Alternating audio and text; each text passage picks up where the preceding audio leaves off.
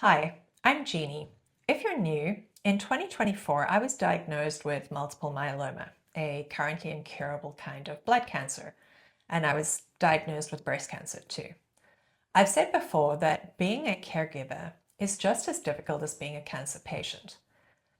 On further reflection, that's not actually true. Both parties are confronted with fear, with shock, with confusion, with grief over a future that is no longer certain. But after a while, a caregiver is able to process what's happening to some degree. They may find it difficult to sleep for the first few weeks or even months. They worry, they may grieve, but they don't wake up in the middle of the night gripped with fear of what it will be like when they die. Those times are filled with dread.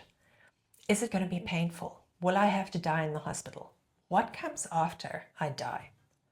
And if there is one thing all patients feel, it is loneliness, isolation, disconnection, even when you're surrounded by people who love you.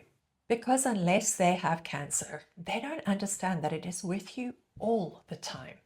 You may be able to distract yourself for an hour or two, but then reality raises its head again and you remember that this is likely going to kill you.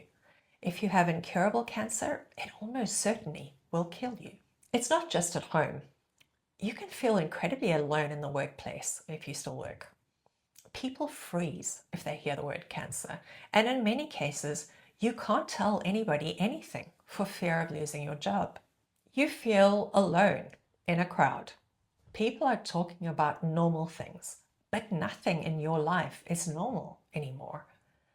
The truth is, honesty makes other people uncomfortable. So you learn that I'm fine works. I'm terrified doesn't. When you are first diagnosed, there's a lot of attention. People call, text, they send you emails.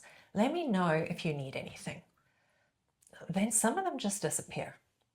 One woman in my support group said that when she relapsed, her adult kids adopted the attitude of, oh, mom's strong. She beat it the first time, she'll beat it again.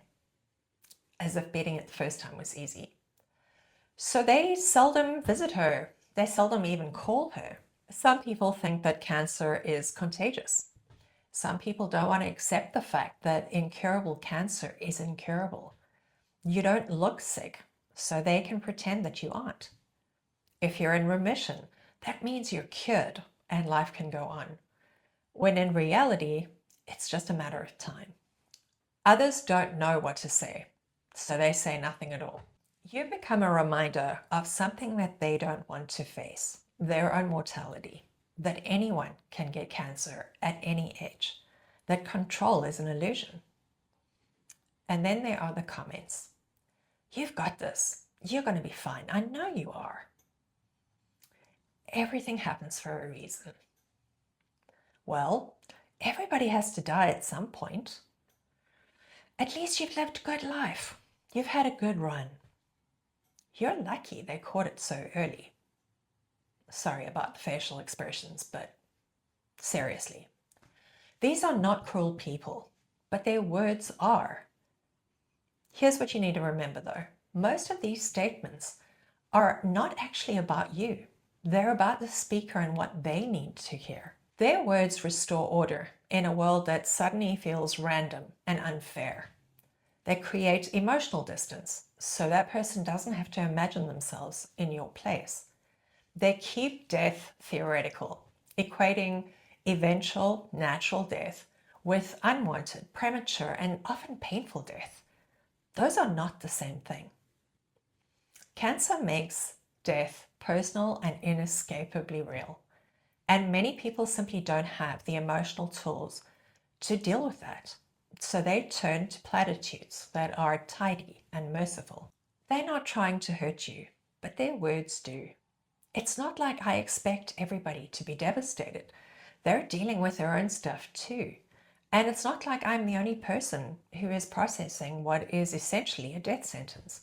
It's not all about me, but it still leaves you feeling alone.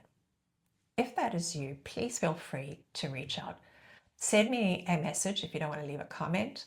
We don't even have to talk about cancer. Sometimes it helps just knowing that somebody knows how it feels. That is it for today. Thank you for watching, and I will see you in the next one.